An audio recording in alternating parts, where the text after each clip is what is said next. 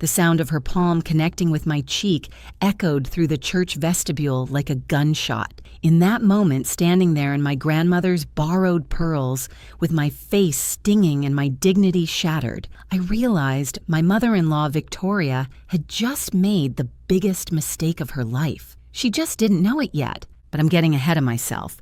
I'm Delilah Pham, I'm 29 years old, and this is the story of how my wedding day turned into the most satisfying revenge I never planned. Before I continue, please drop a like and comment below.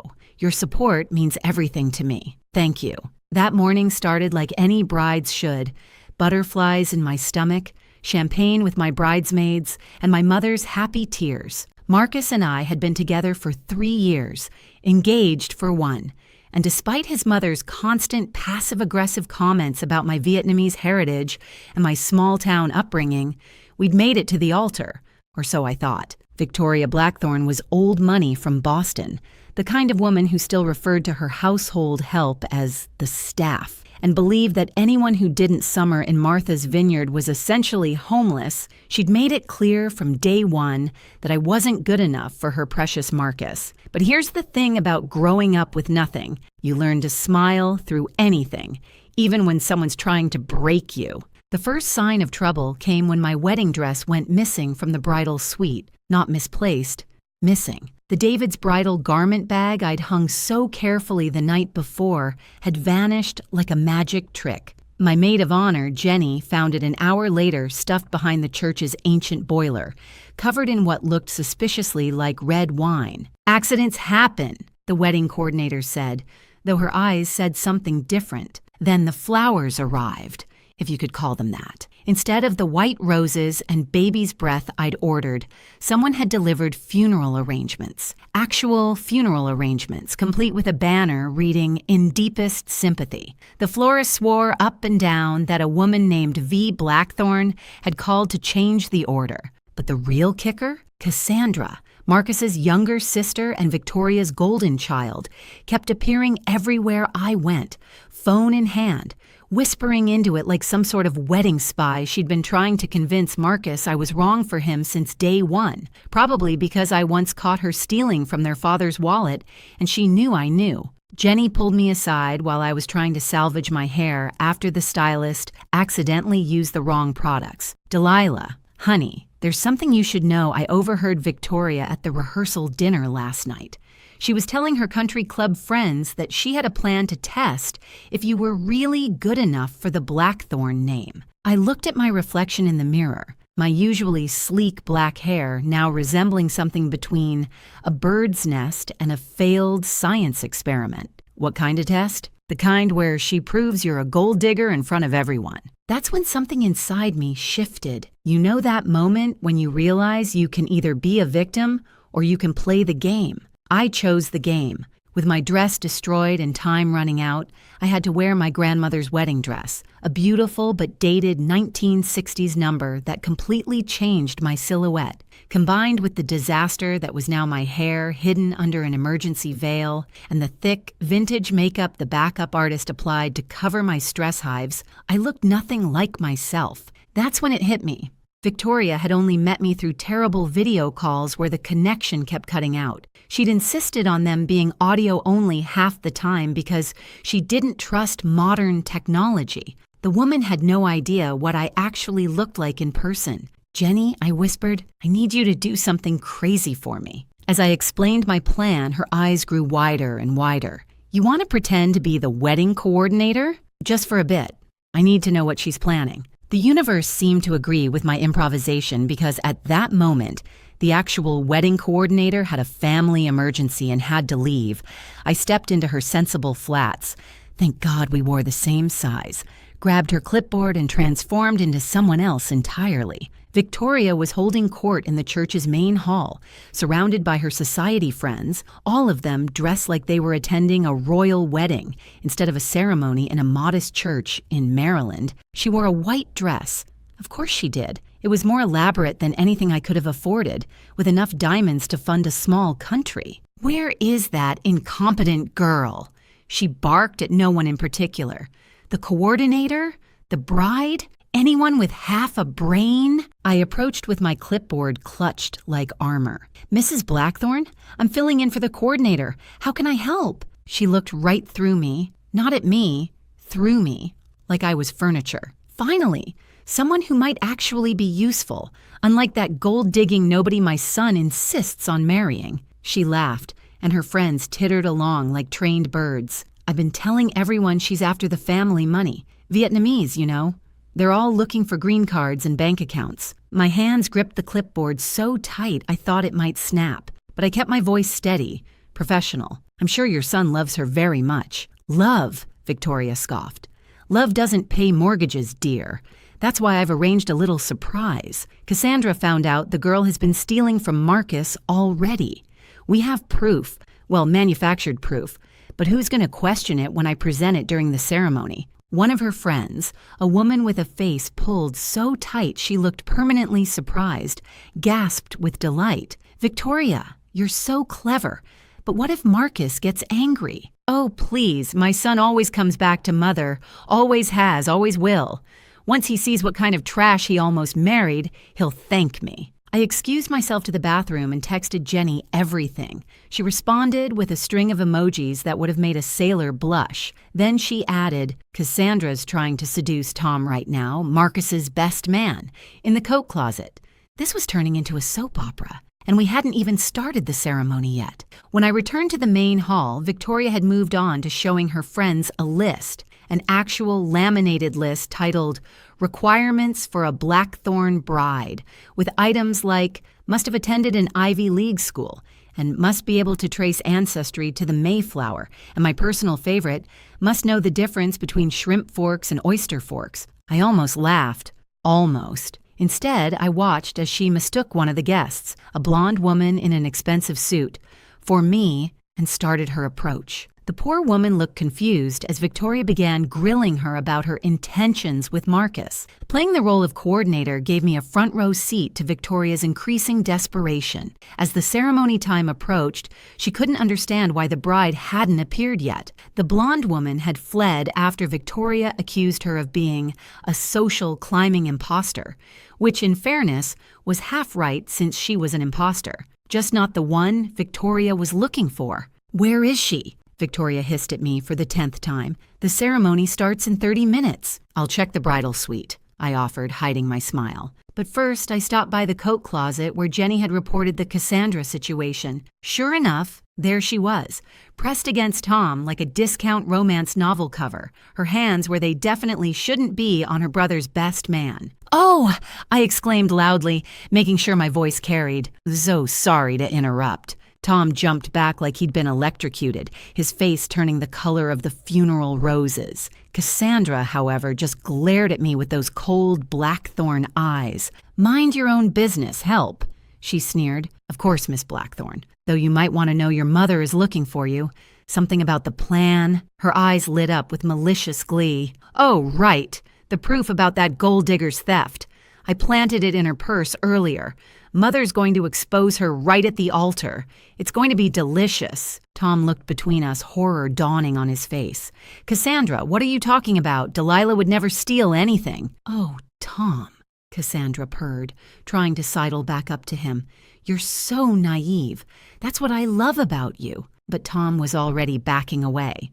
You're insane, both of you. You and your mother. Marcus deserves better than this. He stormed off, and Cassandra turned her fury on me. You stupid little nobody. You ruined everything. That word, stupid. It would come back to haunt them all. If you're enjoying this story, please take just a second to hit that subscribe button and like this video. It really does help me create more content for you. And honestly, your support keeps me going. Thank you so much. I returned to Victoria with news that the bride was getting ready and would be down soon. She was pacing now, her white dress swishing dramatically with each turn. The church was filling with guests, and I could see Marcus at the altar looking handsome but nervous in his tuxedo. This is ridiculous, Victoria exploded. What kind of classless girl shows up late to her own wedding? Her mother, a sprightly 85-year-old named Eleanor, wheeled up in her chair. The same kind of girl who has to deal with your nonsense. Victoria, sit down before you give yourself a stroke. Mother, please. Not now. Oh, I think now is perfect timing. Eleanor looked at me and winked. Actually, winked.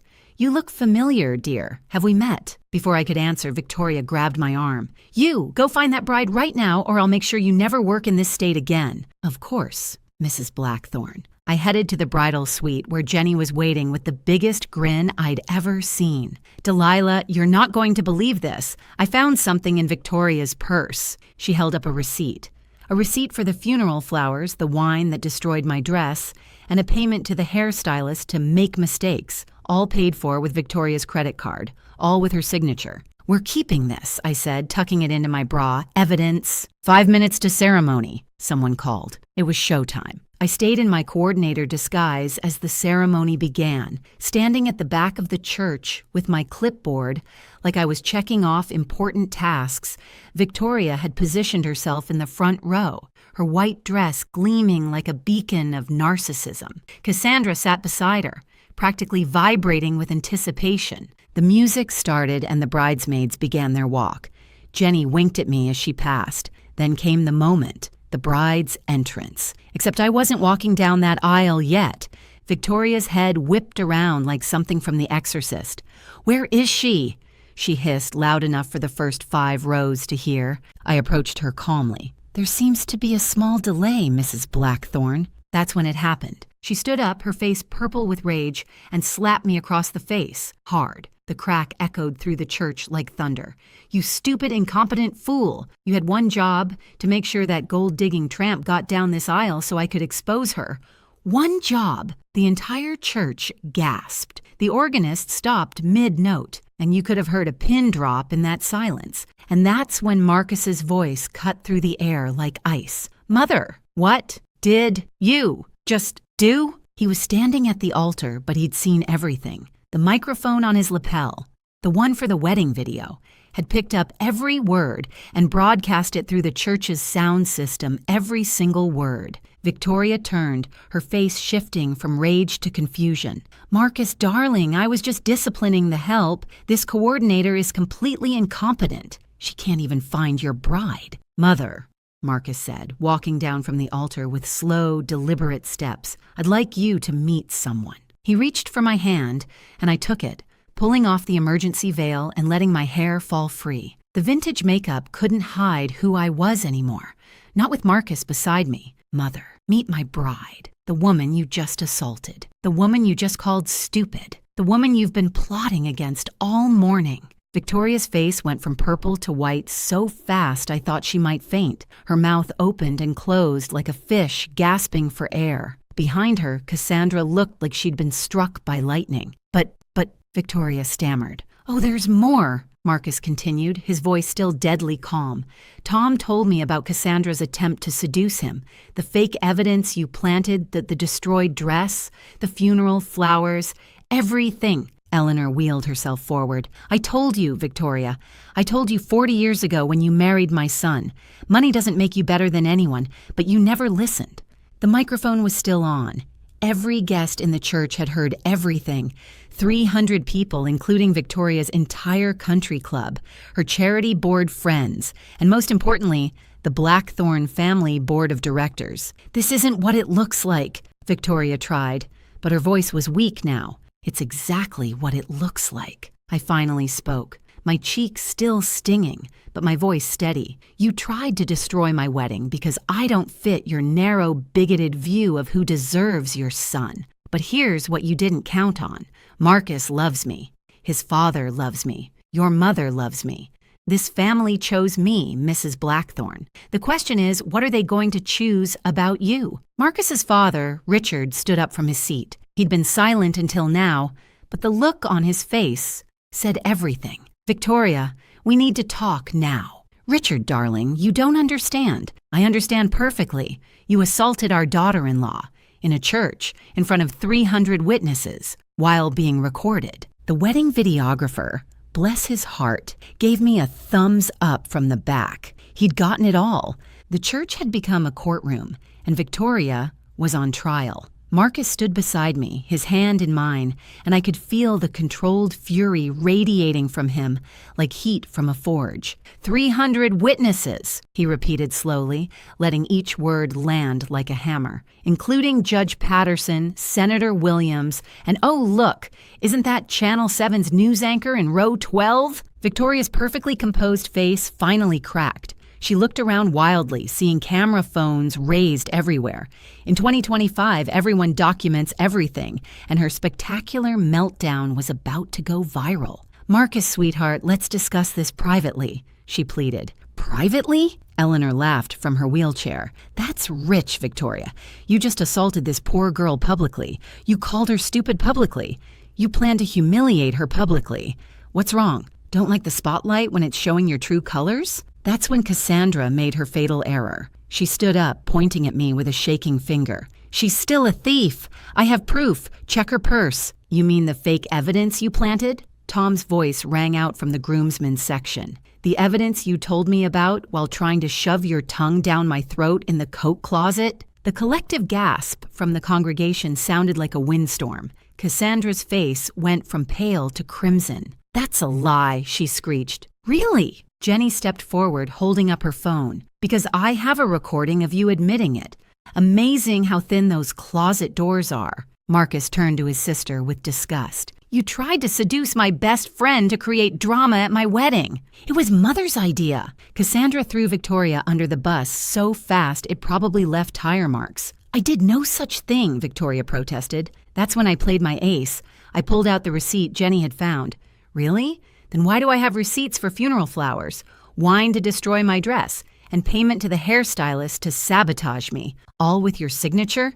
Richard took the receipt, studied it, then looked at his wife with an expression I'd never seen before. It wasn't anger, it was disappointment so profound it seemed to age him 10 years. 40 years, Victoria.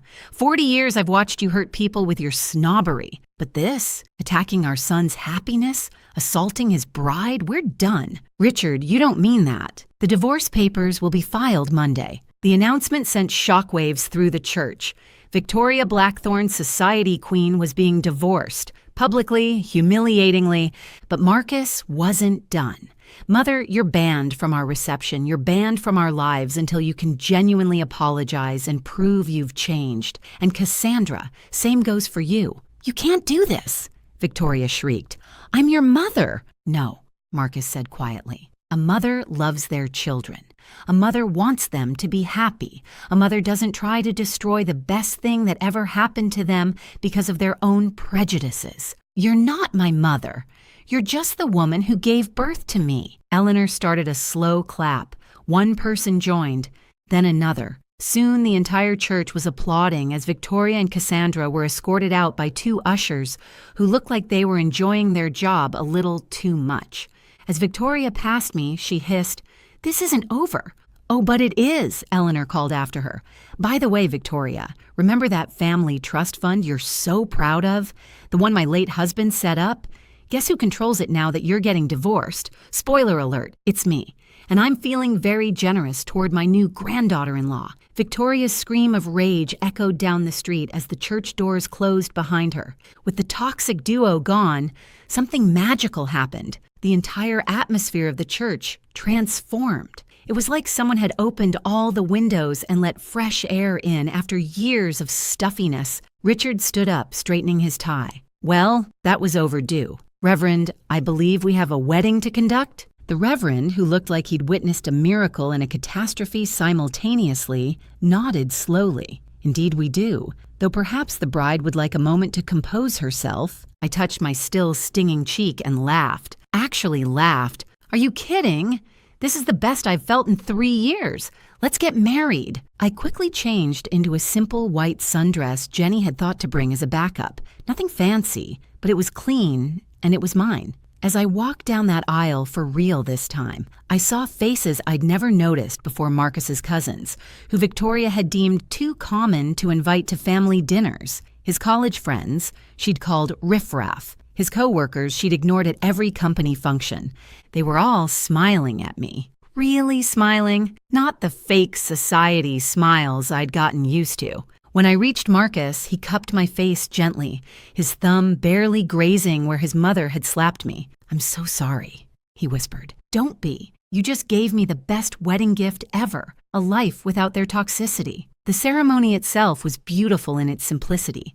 No elaborate unity candle ceremony that Victoria had insisted on. No pretentious vows she'd tried to write for us, just Marcus and me, promising to love, honor, and protect each other from crazy relatives. When the Reverend said, "You may kiss the bride," Marcus dipped me like we were in a 1940s movie, and the church erupted in genuine joy. As we walked back down the aisle as husband and wife, Eleanor called out, "Reception's on me, open bar, let's celebrate the liberation." The reception was everything Victoria would have hated, and therefore perfect.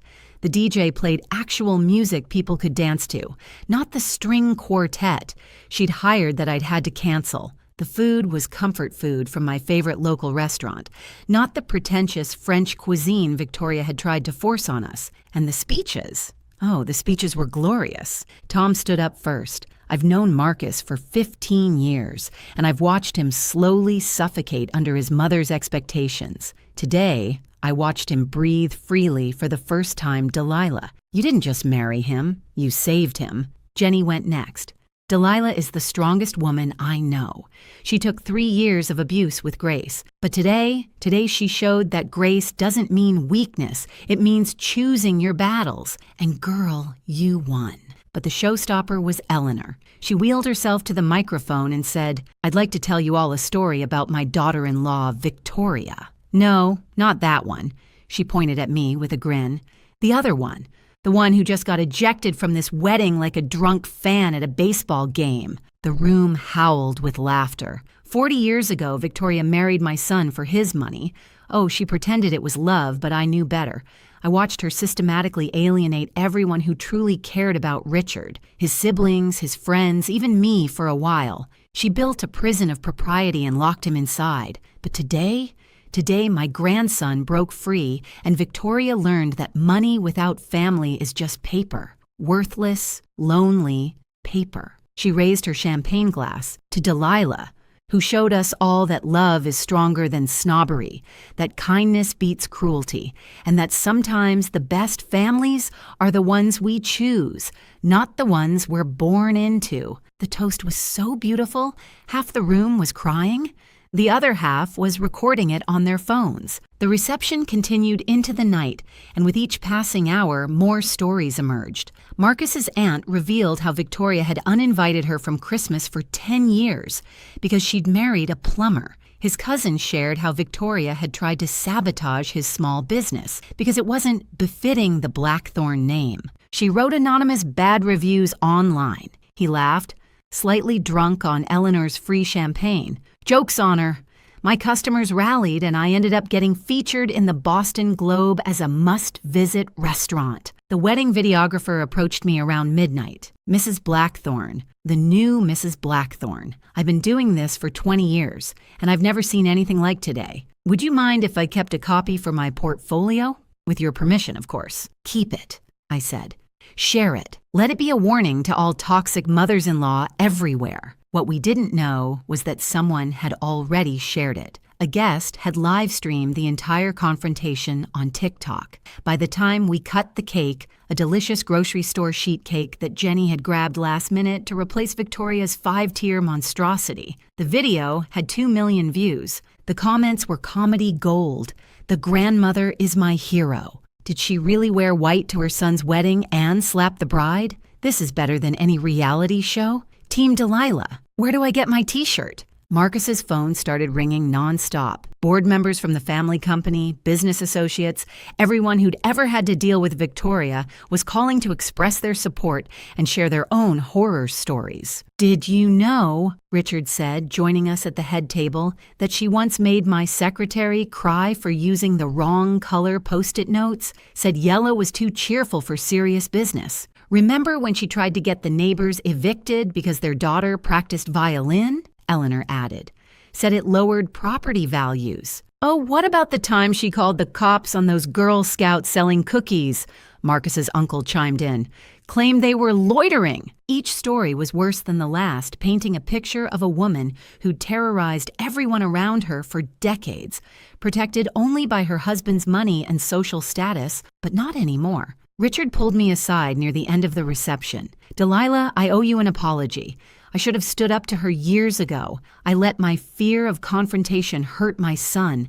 And worse, I let it hurt you. Can you forgive a foolish old man? There's nothing to forgive, I said, and meant it. You stood up when it mattered most. I'm setting up a trust fund for you and Marcus. Victoria can't touch it. It's my way of saying welcome to the real family, the one we're building without her. Around 2 a.m., as the reception wound down, my phone buzzed with a text from an unknown number. It was Cassandra. I hope you're happy. You've ruined everything. I showed it to Marcus, who took my phone and typed back, No, we fixed everything, and yes, we're incredibly happy. Then he blocked the number. 6 months. That's all it took for Victoria Blackthorn's carefully constructed world to completely collapse. The video of the wedding slap had gone beyond viral.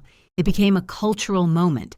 Someone made a remix. There were memes. Don't be a Victoria became shorthand for entitled mother-in-law behavior. Dr. Phil wanted to do an episode. We declined, but Victoria didn't. That was mistake number 1,000 and something. She went on national television trying to defend herself, but every word dug her deeper. She actually said, and I quote, I was protecting my son from gold diggers, to which Dr. Phil responded, Ma'am, you literally wore white to your son's wedding and assaulted the bride. The audience booed her off the stage. Meanwhile, Marcus and I were thriving. Without his mother's constant criticism and interference, he got promoted to CEO of the family company, a position Victoria had been blocking because she wanted to keep control. Richard stepped back to an advisory role and spent his time traveling with his new girlfriend, a delightful woman named Susan, who owned a food truck. Victoria would have absolutely died. Eleanor moved in with us for a while, and honestly, it was the best. She taught me how to make her secret pasta sauce and told me stories about Richard before Victoria got her claws in him. He used to play jazz saxophone, she said one evening. Can you imagine? Victoria made him sell it, said it was undignified. We bought him a new saxophone for Christmas. He cried. The extended family started having regular gatherings. Real ones, not the stuffy, formal dinners Victoria used to mandate. Potlucks where people actually laughed, game nights that got competitive but fun. Holiday celebrations where kids could be kids instead of miniature adults representing the Blackthorn name. Then came the day Victoria reached out. She'd lost everything in the divorce. Richard's lawyers had ironclad documentation of her financial abuse and manipulation. Her society friends had abandoned her faster than rats from a sinking ship. Even Cassandra had moved to California to find herself. Translation, hide from the shame. Victoria was living in a studio apartment, working as a receptionist at a dental office. The irony was delicious. The woman who'd called everyone else the help was now actually helping others. She called Marcus, not me, but he put it on speaker. I need help, she said, and for the first time in 3 years, she sounded human. Broken, but human. Why should we help you? Marcus asked. There was a long pause. Then, because I was wrong. About everything. About Delilah. About what matters. About what family means. I lost everything trying to control everyone, and I ended up alone. That's not an apology, I said. You're right. Delilah, I'm sorry. I'm sorry for the slap. For the names, for trying to destroy your wedding, for 3 years of trying to break you. You're the best thing that ever happened to my son, and I was too blinded by my own prejudices to see it. It sounded rehearsed, but also genuine, like she'd practiced it 100 times trying to get it right. What do you want, Mother? Marcus asked. Just to not be erased. I know I don't deserve forgiveness. I know I don't deserve to be in your lives, but maybe someday could I meet my grandchild? Oh yeah, did I mention? I was 6 months pregnant. Eleanor had already knitted approximately 700 baby blankets in preparation. Marcus looked at me. The decision was mine. Here's what's going to happen, I said. You're going to therapy. Real therapy, not some life coach your country club recommended. You're going to work on your issues. All of them. The racism, the classism, the narcissism. Then after a year, we'll have coffee. One coffee, and we'll see." "That's more than I deserve," she whispered. "Yes, it is," Marcus said. "Don't waste this chance." She didn't. A year later, we had that coffee. She showed up in regular clothes, not her usual designer armor. She asked about my family, my culture, my dreams, and actually listened to the answers. When our daughter was born, she was allowed to visit, supervised for an hour. Baby steps. The last family wedding was Richard's to Susan. Victoria attended as a regular guest, sitting in the back, dressed appropriately in blue. She didn't make a scene, didn't try to control anything, didn't make it about her progress. During the reception, she approached me. "Thank you," she said simply. "For what?" "For being strong enough to break the cycle. For showing Marcus he deserved better. For giving me a chance to change." Then she walked away. No drama, no demands, just acknowledgement. Marcus pulled me onto the dance floor, our daughter balanced on his hip. "You know what the best part is?" he said. "What?" "Our daughter will never know that version of her grandmother. She'll only know whatever person Victoria becomes from here." As we danced, surrounded by chosen family and blood family who'd chosen us back, I realized something. That slap had been a gift. It was the moment everything toxic in our lives got exposed to sunlight and withered away. Sometimes the worst moments become the best turning points. And sometimes, karma shows up to your wedding wearing white and ends up leaving in disgrace.